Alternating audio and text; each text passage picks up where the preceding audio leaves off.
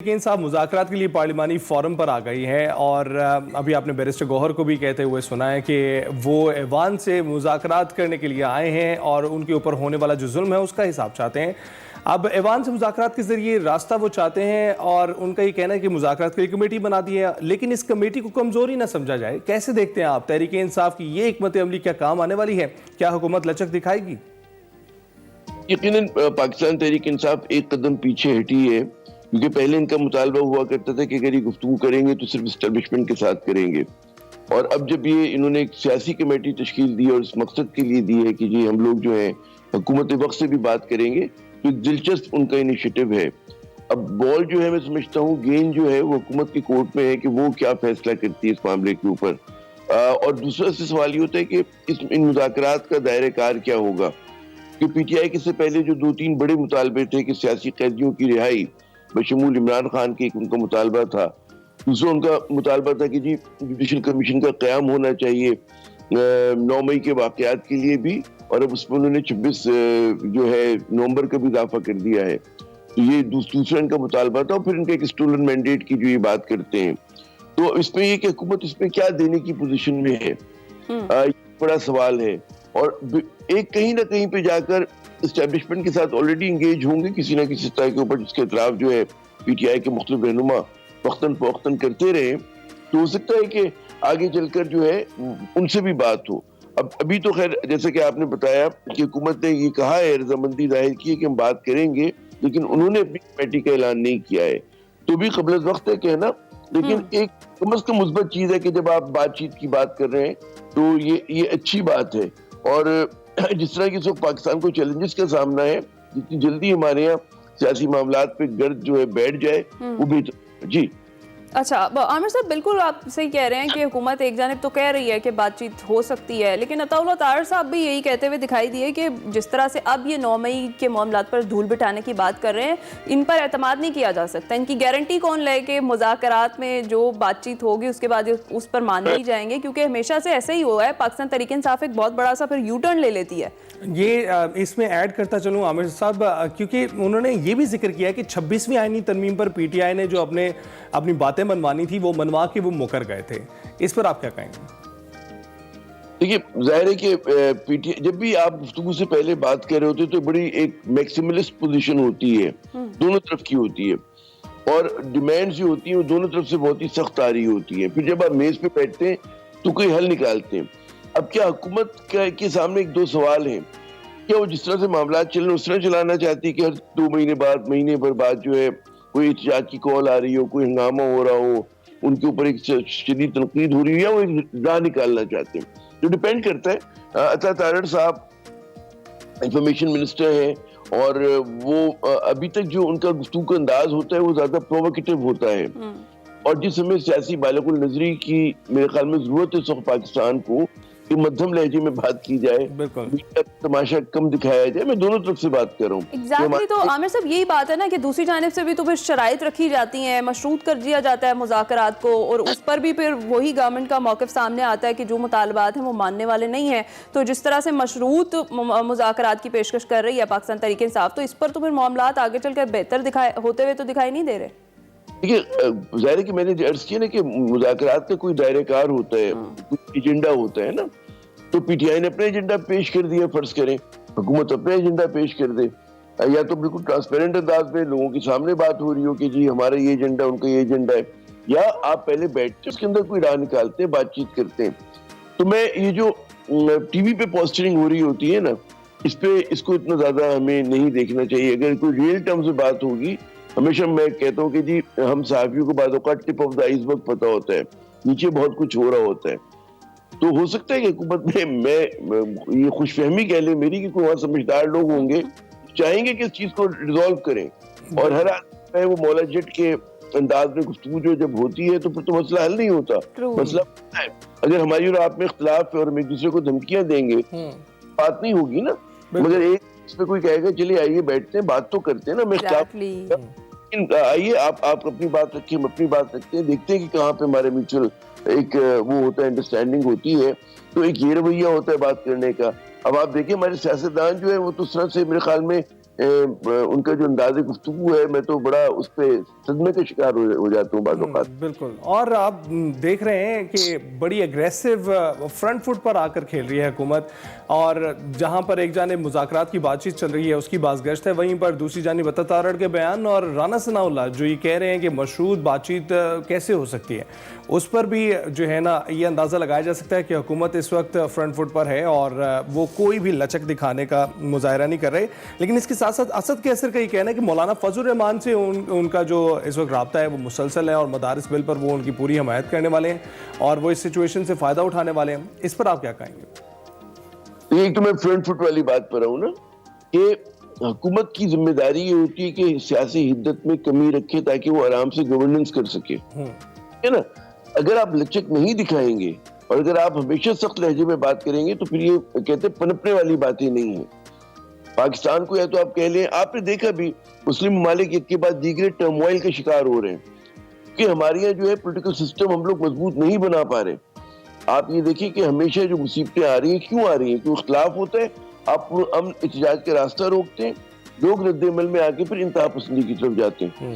ابھی آپ نے کہا میں جلوس نکالوں گا, آپ نے کہا ہم جلوس نہیں نکالنے دیں گے, آپ نے کچل دیا, مارا پیٹا, جو بھی کیا آپ نے نا, چلے ڈنڈے مارے آپ نے گولی نہیں چلائی مان لیتے. لیکن کل کو لوگ کہیں گے جی ٹھیک ہے, جو اعتدال پسند ہوں گے کہیں گے جلوس تو نہیں نکال سکتے, ہم بیٹھ جاتے ہیں, پھر کوئی بندوق اٹھا لیتے ہیں. اور ہم نے دیکھا ہے 2011 میں پیسفل پروٹیسٹ تھا سیریا کے اندر, ٹھیک ہے نا, اور اس کو بری طرح سے کچلا گیا. اس نتیجے میں ہم نے دیکھا کہ ملیشیا بننا شروع ہو گئی اور جی مسلح ایک لڑائی شروع ہو گئی, اور آپ نے پھر اب 13 برس بعد اشر دیکھ لیا اس ملک کا. تو ہمیں سوچنا چاہیے کہ جی ہم ایک جمہوری راستے بننا کریں, آئین و قانون کے مطابق چلیں. یہ عجیب ملک ہے کہ آپ کسی خاندان کو فائدہ پہنچانے کے لیے, شخص کو پہنچانے کے لیے جو آپ قانون بدل دیتے ہیں, یا پھر کسی کو روکنے کے لیے قانون بدل دیتے ہیں. تو جب آپ اس طرح قانونی راستے بند کریں, جمہوری راستے بند کریں, تو پھر کیا ہوگا, پھر لڑائی ہوگی. لڑائی سے ہمیں بچنا چاہیے. ہو سکتا ہے وہ پی ٹی آئی نے وہ لڑائی نہ کر رہی ہو, پی ٹی آئی تو اعتدال پسند جماعت, کوئی اور آ جائے گا, پھر کوئی دیوانہ آ جائے گا, کوئی پاگل آ جائے گا, ٹھیک ہے نا. تو اس سے بچیں. جہاں تک بات ہے, ظاہر ہے کہ اگر ایک حزب اختلاف کی پارٹی مولانا صاحب کی جو ہے ناراض ہے, دوسری حزب اختلاف کی پارٹی جو مشکل میں ہے وہ اس کے ساتھ تعاون کرے گی ایک اصول. لیکن مجھے حیرت ہے کہ ابھی تک جو ہے پی ٹی آئی نے ان کے ساتھ اچکزئی صاحب ہیں, ان کے ساتھ اور دیگر جماعتیں ہیں, وہ اس اتحاد کو فعال نہیں کر پا رہے. تو یہ بطور اتحاد بات کر رہے ہوں بیٹھ کر حکومت سے ون آن ون کی جگہ, یہ کہہ رہے ہیں کہ جی ہم اچکزئی بھی بیٹھے گا ہمارے دائیں ہاتھ پہ, بائیں پہ مولانا بھی بیٹھیں گے اور فلاں بھی بیٹھے گا, آئیے ہم بات کرتے ہیں. تو پھر آپ دیکھیے کہ حکومت پہ دباؤ میں اضافہ ہو جائے گا. تو پی ٹی آئی کا بھی ایک سولو فلائٹ کا انداز ہے جو میں سمجھتا ہوں کہ بعض اوقات ان کے لیے اتنا جو ہے فائدہ مند نہیں ہوتا. تو ابھی تو بات کر رہی ہے پاکستان تحریک انصاف یہی کہ وہ مولانا فضل الرحمان کو اپنے ساتھ میں لائیں گے. تو کیا آپ دیکھ رہے ہیں آگے آنے والے وقت میں جس طرح سے سول نافرمانی کی تحریک کا کہا جا رہا ہے, تو اس میں مولانا فضل الرحمان ساتھ دیں گے پاکستان تحریک انصاف کا, کیونکہ وہ بھی حکومت سے خفا ہی ہیں؟ دیکھیے بات یہ ہوتی ہے کہ سول نافرمانی آپ اس سے پہلے جو ہوتا ہے کہ آپ ایک براڈ بیس الائنس بناتے ہیں. ہماری یہ تاریخ رہی ہے, ایم آر ڈی کی تاریخ, اے آر ڈی کی تاریخ ہے, دیگر اتحادوں کی. آپ ایک اتحاد بناتے, اس پہ پھر ایک کلیکٹیو لیڈرشپ سامنے آتی تاکہ آپ پہ جو اتنی پٹائی آپ کی اکیلے ہو رہی ہے کم ہو جائے, ذرا سی پٹائی بڑھ جائے, ٹھیک ہے نا. تو اب یہ کیوں نہیں کر رہے مجھے سمجھ میں نہیں آ رہا کہ ہم سولو فلائٹ کر رہے ہیں. ان کو چاہیے کہ اتحاد پہ جائیں. اور سول نافرمانی سے پہلے ہماری ایک اور بڑی غلطی ہو گئی ہے کہ ہم سمجھتے ہیں کہ سیاسی عمل جو ہوتا ہے کوئی بڑا ڈرامیٹک, ہم جلوس لے کر آئیں گے اور حکومت بدل جائے گی. ایسا نہیں ہوتا دنیا میں, ایک دھرنے میں نہیں بدلتی. آپ کرتے ہیں, آپ ہر شہر میں مظاہرہ کرتے ہیں, 400 لوگوں کا کرتے ہیں, 500 کا کرتے ہیں, کوئی بہت بڑا ڈرامہ ہی نہیں کرتے. آپ ایک کیمپین بناتے ہیں. آپ کراچی میں آپ کر سکتے ہیں, لاہور میں کر سکتے ہیں, ٹھیک ہے, وہاں پہ لاٹھی چارج ہوگا, لیکن آپ کا مقصد یہ ہوتا ہے کہ جی روز سسٹینڈ بجائے یہ نہیں کہ ایک بار آپ نے کی اور بیٹھ گئے, پھر آپ ایک مہینے کے لیے زخم اپنے پھیلا رہے ہیں. آپ اگر روز کر رہے ہو تو پھر حکومت زیادہ پریشر میں آتی. تو مجھے ان کی ٹیکٹکس بھی کچھ مطلب ہے سمجھ میں نہ آنے والی ہے پی ٹی آئی کی. تو کیوں کنفیوژن کا شکار ہے عامر صاحب پھر پاکستان تحریک انصاف؟ کیا لگتا ہے آپ کو؟ وجہ یہ ہوتی ہے کہ جب آپ کی مرکزی قیادت جیل میں ہوتی ہے اور اس میں پھر چھوٹے چھوٹے فیکشنز ہوتے ہیں ہر بڑی پارٹی کے اندر نا, تو پھر آپ بعض اوقات اس طرح کے فیصلے نہیں کر پاتے. لیکن وہاں پر پھر ہوتا ہے کہ جیسے پیپلز پارٹی تھی ایک زمانے میں, ایم آر ڈی کی جب تحریک چل رہی تھی, تو ایک اور بھی اس میں بائیں بازو کی تنظیمیں تھیں اور مذہبی تنظیمیں تھیں, وہ نکلتے تھے, مظاہرہ کرتے تھے, جلوس نکالتے تھے اور پھر بیٹھ جاتے تھے. ایک تسلسل تھا اس کے اندر. یہاں پہ ہمیں تسلسل نظر نہیں آ رہا. یہاں پر مطلب ایک بڑا ایک شو کی کوشش کرتے ہیں, ایک بڑا ڈرامہ کریٹ ہوتا ہے, اس کے بعد بیٹھ جاتے ہیں. تو پی ٹی آئی کو بھی اپنا میرے خیال میں اپنی اسٹریٹجی کو ریوائز کرنے کی عامر صاحب, اس وقت آپ پی پی پی کی کیا سچویشن دیکھ رہے ہیں؟ وہ ایک بڑی خاموشی سے, ان کی حکمت عملی خاموش رہنے کی شاید دکھائی دیتی ہیں, اور حکومت اور پی ٹی آئی صرف وہی ایک دوسرے کے بارے میں بیان بازی بھی کر رہے ہیں, مذاکرات بھی کر رہے ہیں, لیکن پی پی پی اس میں کوئی رول ادا کرتی ہوئی نظر نہیں آ رہی. پاکستان دیکھیں, ایک تو ہو سکتا ہے کہ حکومت کی کمیٹی میں پیپلز پارٹی کو ہونا چاہیے, ہوتی ہے نہیں ہوتی ہمیں نہیں پتا. پیپلز پارٹی ویسے مزے میں ہے. اگر فرض کریں پی ٹی آئی کی یہ بات مان لی جاتی کہ انتخابات ہو جائیں 6 مہینے بعد, سال بھر بعد, 3 مہینے بعد, واٹ ایور, جلد ہوتے ہیں انتخابات, تو انتخابات سے 2 پارٹیاں بھاگ رہی ہیں اس وقت. ایک تو نون لیگ بھاگے گی اور ایک متحدہ قومی موومنٹ بھاگے گی, کہ ان کا جو مینڈیٹ ہے وہ بہت ہی ڈسپیوٹڈ مینڈیٹ ہے.